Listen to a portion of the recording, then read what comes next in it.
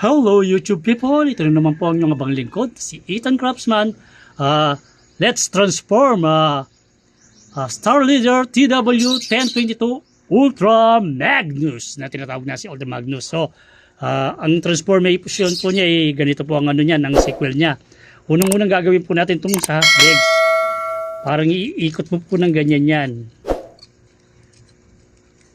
Yan, ganyan po ang ano niya, ng orientation. Kapareho rin po ng sa likod as ang other side. Pagka gano'n na natin yan, so itong dalawang to magkikita at itong dalawang to ay magkikita rin. Pero ang portion po nito hindi natin ma-attach na ganyan, kailangan i-slide muna natin dito sa baba. Ganyan po ang yan eh. Yan. Kasi pagka yung diretsong hindi po papantay yan. Gaganon natin ng konti para ito naman, make room for this one. Ito, iaano natin na diretsong papunta sa taas. Ganyan, ganyan. Tapos, diretso. Tapos, untab natin yun. I-adjust muna natin papunta dito. Yan. So, ganyan po magiging orientation yan. So, dito sa kanyang arm, ay nakaganyan. Tapos, ikot po natin itong kanyang waist. Ikot natin ng ganyan. So, ang transformation po nito ay kapareho lang po ng transformation rin ni from the Transformer Prime. Si Prime yung pagkagawa po ng kanyang transformation. Then, papunta tayo dito sa arm. Attach lang natin, tatanggalin. Tapos, ito, bababa natin itong ganyan. Baba. Then, ito ay ganyan. Sometimes nangyayari talaga yan, yun, flip. Ganyan kasi magiging orientation niyan ganyan, no? Kaganyan. Same rin do sa kabila na gagawin natin na ganon.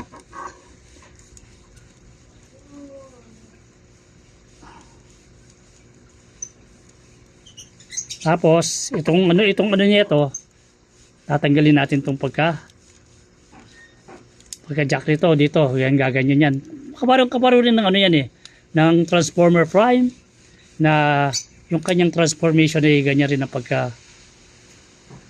pagkagawa, pagka-orient. So, then, magiging kanyang arm ay nakaganyan. Yan, parang ganyan yan. So, kasi makikita yan dito eh. So, ito naman, bubuksan natin to. Kanyang smoke tanks, pupunta rin sa harap dito kasama na itong panel na to.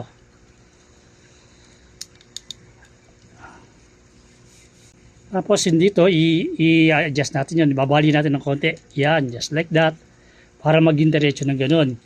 So itong dito nyan, pwede na natin ibaba ng ganyan, iikot natin itong ganyan yan, ganyan ang magiging posisyon yan. The same time, ganun rin sa kabila. So ito dediretso natin yung ganyan ng flat, diretso ng ganyan. Na kailangan dito ang dito ang diretso niyan eh.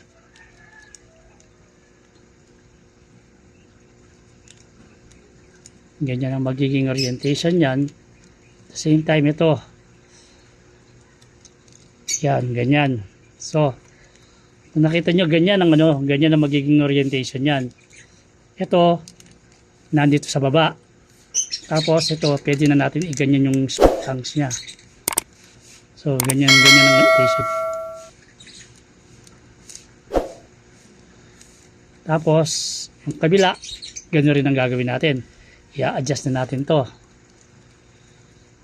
Dediretso lang natin to. At ito ipapasok dito sa ganyan. Yan dito. Kailangan nandyan sila Kailangan flat na ganyan. Kasi pagka hindi ganyan ang ginawa mong orientation dyan, hindi mo sila may pagdudugtong. At then, pwede mo nang pagdugtungin itong dalawa. Itong dalawang to, may tabi yan. Ito, straight lang yan, na makikita rin niya mamaya. After that, ito na muna. Open natin itong, window. Itong window na to, open. Tapos, doon na natin iikot itong portion na to. Ito kasi yung magmimistulan na pinaka hood niya sa taas. para matago yung kanyang head. Para matago ang kanyang head. Tapos i-atras natin ng konti ito kasi tatama pala to. Yan, tapos ito iikot na natin yung head niya, yan. Oh, tingnan mo na, nabuo na natin yung form ng kanyang mismong front. Then ito naman ay pupunta sa likod. Itong buong to. Pupunta yan sa likod pag ganyan diretso. Tapos ito magko-collapse dito sa likod. Kukolapse ng ganyan yan. Tatago siya ng ganyan. Yan, ganyan ang orientation yan. Ikot sa likod. Medyo naririnig nyo pa yung kanyang stiffness. Stiff po yung yung talagang figure. Kailangan nakaganyan po yan eh. Tapos ito ay kukolapse natin dito para makita na yan, nakatago na siya ng ganyan, no. So okay na po yan. Ito naman, babalik natin yung kanyang rito para magpantay. So kung nakikita nyo na po yung kanyang orientation ganyan. So ito naman pong sa likod. Kanyang smoke stance. Yan. Ganun muna natin para makita sila.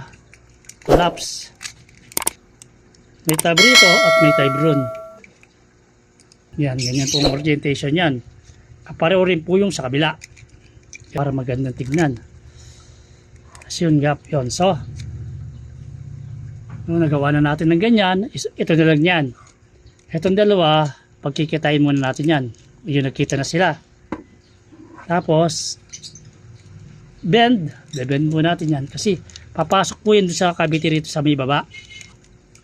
Pasok dyan, at papasok rin dito. Tapos, squeeze. Tapos, smoke tank. Yan.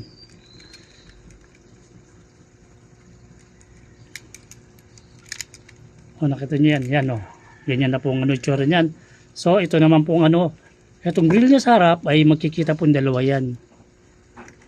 Makikita po yan, maglalak.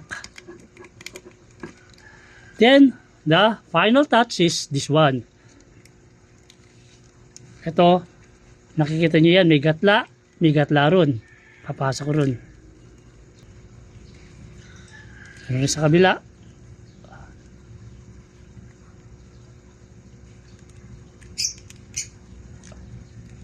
Yun. Ito po, itong pin na to ay papasok dun. Itong pin na to ay papasok ron. So, yan. So, squeeze natin para makita yung lahat ng pantay. Kung meron pa siyang disalign ba, malalaman natin kung meron sumasayad or tama ba yung orientation niya. Ganyan po sa pagta-transform, palagi pong palaging may iral po yung squeeze natin para yung mga hindi pa sabihin natin na nakalock yun, no. Narinig nyo po yung clicking sound. Yun, no. Madulas lang po pero yan, na-transform pa po natin yung Ultra Magnus na napakaganda po ng kanyang truck. Yan. So yan na po yung kabuuan ng kanyang truck mode ni Ultra Magnus slash Optimus Prime na kulay puti. At kung i-compare po natin siya dun sa isang Weijang naman na oversized rin po na truck, ito po yun. Para makita nyo po kung gaano po kalaki ang difference nila. Yan po yung yun po yung Weijang na na Lobo na oversized po siya ng konti, pero kung titignan niyo sa scale, pagka naging robot mode, much better po ang scale nito compare mo dun sa mga Studio Series. Kung titignan niyo po yung niya, ganyan po yung pagka iba yung gaano kalaki. At sa side, kung makikita niyo sa side, much better po ang looks ng Weijang. Pero pagdating sa robot mode ay panalo po itong SS 32/SS 44 na Byway TW 1022A na mas maganda po ang robot mode. Pero sa track mode, mas gusto ko pong ang track mode to. At para rin mo makita nyo kung fit ba siya sa Studio Series 44 na trailer, ay kukunin po natin yung trailer. Ito yung kanya Studio Series na trailer. Nakikita nyo na, bagay na bagay, no? Ang pogi-pogi, no? Yan ang yan ang kung ini-imagine nyo kung ano yung looks ng trailer ng Studio Series 44. Yan po yung talagang original na trailer niya. Na nasa loob yung lahat ng mga accessories, yung mga gun, at yung Canon. Na yan po ang niya. Yan po ang fit niya. So, kung ini-imagine nyo naman yung talagang gawa rin ng Byway na talagang nakadesign sa kanya na trailer, at kung kukumpara mo rin to, tingnan kita mo yan. Pagka itong nilagay mo naman, ay lilitaw na maliit yung trailer. Pero okay pa rin. Okay pa rin.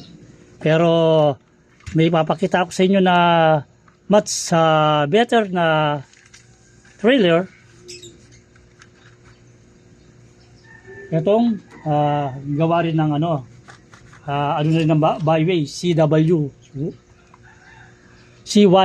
nakalagay CY. Ito yan. Kaya lang ang ano nito, kailangan mong i-adjust muna yung so, nakita nyo kung gaano kalaki. Meron tong set of wheels na ganito kalaki na pwede nyo siyang incorporate dito. Pero for me, parang sobra naman ang oversize ang kanyang trailer. Kaya mas okay na itong i-prepare natin na mas kumaga dahil maliit lang maliit rin ang trailer na na kasukat niya. Tapos ito naman dito sa ating Weijang, itong i-prepare natin.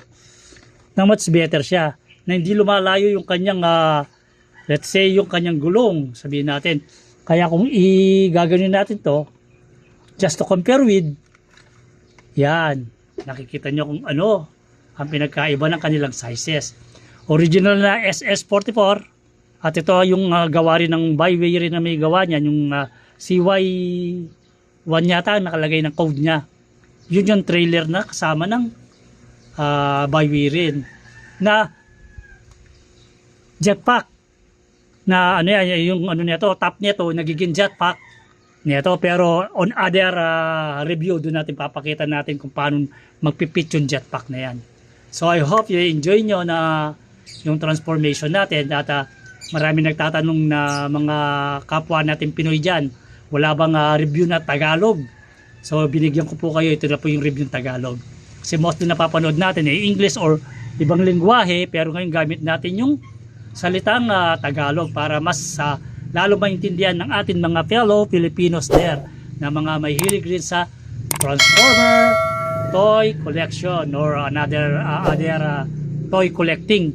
So I hope you enjoy nyo ang ating Let's Transform na sequel na palagi natin gagawin yan, kasi mostly po unboxing tayo ngayon. Gagawa po tayo ng mga masasabi natin na transformation. I hope you enjoy. Sumasa sa enjoy, don't forget to like and share and also subscribe as well. Lagi pong tandaan ng paalala ng inyong abang lingkod na si Ethan Crossman. Keep safe and God bless.